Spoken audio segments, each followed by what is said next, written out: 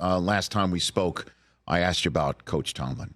And I have been from this chair caping for the man quite a bit, to be straight up with you, saying that any Steeler fans that wants him gone is out of their friggin' minds. That's literally what I said. And then I was catching holy hell while you were on that losing streak for that statement. So I would like to give you the floor as a 13-year veteran in this league. What was Mike Tomlin like during that 3-game stretch that you believe helped open the door for what you've done to put yourself in position to get in the playoffs, Patrick? The same as when we were on that 3-game winning streak. That's the thing I love about Coach. Coach is the same each and every day.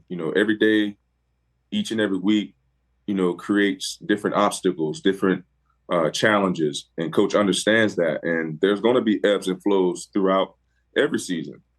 Everyone has ebbs and flows throughout the season. Last time I checked, there was only one perfect season in the NFL, and that's the Miami Dolphins. So you're going to win games, you're going to lose games, and everybody is preparing to win ball games on Sunday. So I know there's a couple bad losses, a couple teams that everyone feel that we should have beat, and we feel that way as well.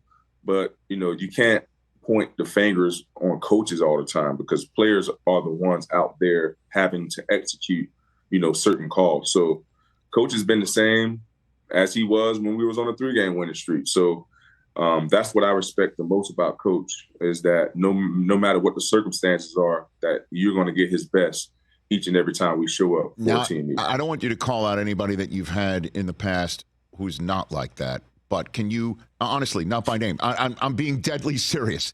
Can you explain what it's like to be on a team when a coach isn't that way? Like, what does that mean when you say he's the same, and how that is something you respect? What is it like when it's the opposite, Patrick? Man, you start to lose a team. You start to lose faith in your coach if he's changing up his attitude, or if things are not going a certain way.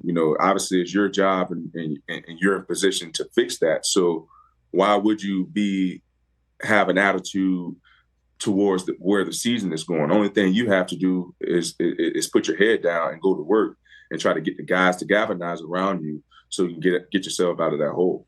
So you're saying by keeping it the same, it gives you the space to focus on what you have to do, because if he reacts to the circumstances outside the building, that gives you less confidence? Is that what I'm understanding? Or like, what do you mean? So Coach has a bunch of different phrases, right? Okay. It's about, doing routine things routinely, like not getting beat to the flat, catching wide open passes, executing your call. Those things, that's what, at the end of the day, that's what football comes down to. Doing routine things routinely. And I feel like when coaches get, on a losing streak, they try to reinvent the wheel. It all comes down to guys executing their assignment and doing routine things routinely.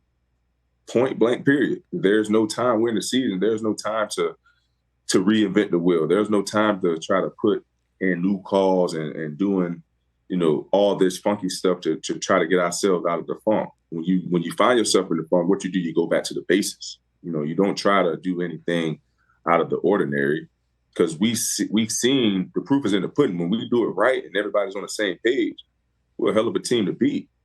So, and when we were on those, 3 games losing streaks, we had to look ourselves in the mirror, because it came down to not getting off the field on third downs, kicking ourselves in our own butt on self-inflicting wounds. Like on defense, we saw the proof is in the pudding. When we give up, when we commit a foul on defense, teams score. When we work behind the chains on offense, it's 3 and out. So that's what I mean by keeping it the same, doing routine things routinely, doing the things that we feel that we do very, very best, and not shying away from that. Well, I mean, this is one of the many reasons why I love having you on, because this is real talk, and you never shy away from having real talk. But you know, this does seem to be a philosophy that would work for grown men. You know what I mean? Right. For people like yourself, you're 13 years in the league. You know what's what. You know how things can go. And then you got a lot of young kids on your team. And I think that's what a lot of Steeler fans were wondering is like, does this approach work with kids who are really talented that it might not come home to roost? And I'm wondering, you know, is that was that in play at all in 3 weeks? Did you, in any way, shape, or form, have a hand in talking to maybe some of the young players on the team? Like, you don't know how good you have it right now, that sort of stuff, Patrick? And man, you no doubt about it, because like I talked about, you know, when we walk into coaching meetings, like he does a great job of just outlining what he expects from us.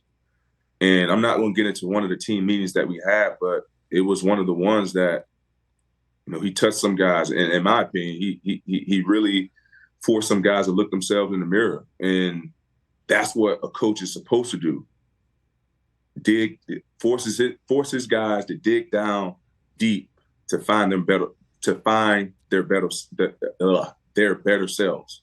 And coach does a great job of doing that each and every week. I'm not saying that coach is, you know, motivating grown men. He just does a great job of having guys understand the position that we are in and don't take it lightly. And for me, that's why I love being around coach, because a lot of coaches don't give you that hope or that inspirational fire that you may need to go into a game. Catch the Rich Eisen Show every single day on the Roku channel, 12 to 3 Eastern, for free.